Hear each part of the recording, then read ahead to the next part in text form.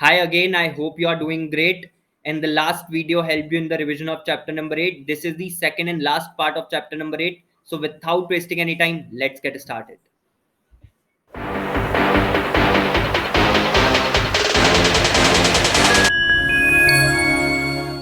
Starting with professional liability किसको protect करती है? Accountants, lawyers, physicians against the negligence and other claims initiated by their clients.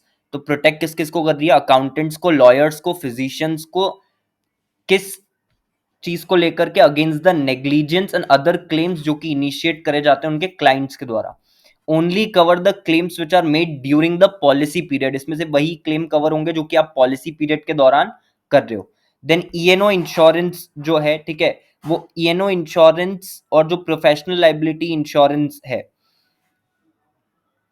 Protects the company, their workers and other professionals claims of inadequate work और negligent factors. तो कब basically picture में आता है? जब it there is a claim of inadequate work और negligent factors.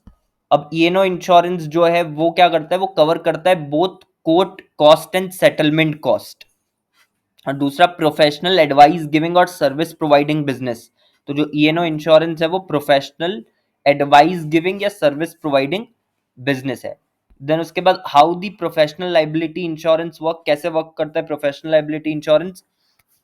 सबसे पहला arranged on a claims made basis, ठीक है, क्लेम्स मेड बेसिस पे अरेंज करा जाता है और क्लेम आपको पॉलिसी पीरियड के दौरान ही करना होता है।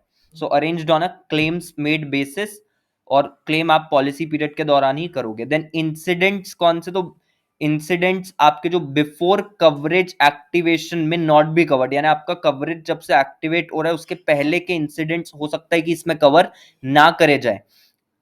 एल्दो सम पॉलिसीज में इंक्लूड दी रेट्रोएक्टिव डेट, ठीक है, तो कुछ पॉलिसीज में हो सकता है कि और पीछे की डेट के जो इंसिडेंट्स है वो भी कवर कर लिए जाए, ठीक है, यानी जो एक्टिवेशन की डेट है उससे पहले के जो भी इंसिडेंट्स है वो भी कवर कर लिए जाए। बट ज्यादातर में जो है पहले के जो इंसिडेंट्स होते हैं before the activation of the policy वो कवर नहीं होता है। देन उसके बाद कवरेज के अंदर क्या चीज इंक्लूड नहीं होती? तो it does not include criminal prosecution nor all forms of legal liability under the civil law, only those listed in the policy। जो सिर्फ पॉलिसी में लिस्टेड है वही यहाँ पे कवर होता है, उसके अलावा ना तो क्रिमिनल प्रोसिक्यूशन यहाँ पर है, ना ही all forms of legal liability under civil law जो है वो यहाँ पर कवर है, ठीक है। तो ये दोनों ही चीजें यहाँ पे कवर नहीं है, सिर्फ जो पॉलिसी के अंदर लिस्टेड है वही क्या है यहाँ पे कवर है। तो ये चीज आपको पॉइंट्स जो है ध्यान रखने प्रोफेशनल लाइबिलिटी के अंदर। इसके बाद में पॉइंट ये कि policies are worded tightly than others. ये जो पॉलिसीज होती हैं इनके जो वर्ड्स होते हैं, ठीक है, तो टाइटली का मतलब क्या है कि in terms of scope and in terms of interpretation. Then general liability insurance और प्रोफेशनल लाइबिलिटी इंश्योरेंस जो है उसमें डिफरेंस क्या होता है? तो जनरल लाइबिलिटी इंश्योरेंस जो है वो प्रोटेक्ट करता है बिजनेस को from the general lawsuits. It kicks in when the third party sues the business over bodily injuries which are incurred on commercial premises, damage which is caused to their property या advertising injuries, pays for the legal expenses. इसके अंदर आपको payment मिल जाता है legal expenditure का। Keystone है of the business protection plan and it is concern with the physical damage. लेकिन जो प्रोफेशनल लाइबिलिटी इंश्योरेंस है it provides protection arising from professional services, provides the shield from the third party lawsuits alleging negligent professional services, ठीक है। इसके अंदर जब आप uphold नहीं करते कोई भी कॉन्ट्रेक्चुअल प्रॉमिस तो वो कवर होता है। इनकम्प्लीट और शॉर्डी वर्क इसके अंदर आ जाता है। मेकिंग मिस्टेक्स और ओमिशन इसके अंदर आ जाता है। It works on claims made basis. Claim अगर आप करोगे तो आपको पैसा मिलेगा, उस बेसिस पे काम करता है, और क्लेम आपको करना है क्लेम पीरियड के अंदर। Coverage does not include criminal prosecution. ये अभी हम आगे पढ़ चुके हैं कि जो क्रिमिनल प्रोसिक्यूशन है वो इसमें इंक्लूड नहीं होता, ना ही सारे forms of legal liability include होते हैं। जो सिर्फ पॉलिसी में लिस्टेड है वही इसमें आएंगे। And it is concern mainly with the financial loss. तो ये कंसर्न है mainly with the financial loss. जो जनरल था वो कंसर्न था विद द फिजिकल डैमेज। तो ये आपको दोनों का डिफरेंस जो है वो ध्यान रखना है। उसके बाद प्रोफेशनल इंडेमनिटी इंश्योरेंस क्या होता है? तो it is a type of business insurance. ये बिजनेस इंश्योरेंस का एक टाइप है। Typically for the consultancy and professional services organisation, जो कंसल्टेंसी प्रोवाइड करते हैं या प्रोफेशनल सर्विसेज देते हैं उनके लिए यह है. Insurance covers the claim which are made by the business in case their client suit them for making them endure any significant financial loss due to their advices या सर्विसेज. क्लाइंट जो है वो सू कर देता है अगर बिजनेस को. क्यों सू कर देता है? क्योंकि उसको सिग्निफिकेंट फाइनेंशियल लॉस जो है वो इनकर हुआ है, तो उसको कवर, वो जो क्लेम है उसको कौन कवर करता है? ये इंश्योरेंस पॉलिसी जो है, प्रोफेशनल इंडेमनिटी इंश्योरेंस पॉलिसी, ये कवर करती है. Then the coverage provided by the insurance company focuses on the alleged failure of the service delivery by the company or business based on claims that are made, that is mistakes were made during the tenure of the policy. ये किस पे obviously based है? Claim पर, यानी जो mistakes करी जाएगी during the tenure of the policy. तो उसके पहले के इंसिडेंट्स या उसके बाद के इंसिडेंट्स जो है वो इसमें कवर नहीं होते. पॉलिसी पीरियड के दौरान जो भी मिस्टेक्स वगैरह होंगी वही कवर होंगी, और उसके कारण जो भी क्लाइंट को फाइनेंशियल लॉस होगा उसके बदले में वो क्या कर सकता है? सू कर सकता है प्रोफेशनल को.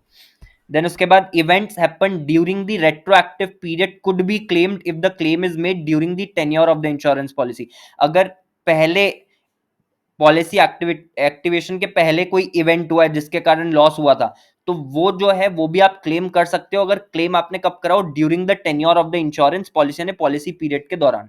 Example of businesses and individuals by whom such policies taken: consultants, brokers, agents, architects and attorneys. Exclusions under the professional indemnity policy. क्या क्या एक्सक्लूजन्स हैं इसके अंदर? तो इसको याद रखने का तरीका है एपिक. ठीक है. सी से आ जाएगा कॉन्ट्रेक्चुअल लाइबिलिटी. देन उसके बाद जो सेकेंड वाला पॉइंट है, loss which is caused on account of actual और एलिज्ड डिस्चार्ज ऑफ पॉल्यूटेंट्स. तो पी से आ जाएगा pollutant. So loss which is caused on account of actual और alleged discharge of pollutants. Then I से आ जाएगा any claim which is based upon insolvency और बैंक्रप्सी ऑफ एनी इंश्योर्ड. कोई भी क्लेम जो करा जा रहा है अपॉन द इंसॉल्वेंसी और बैंक्रप्सी ऑफ एनी इंश्योर्ड.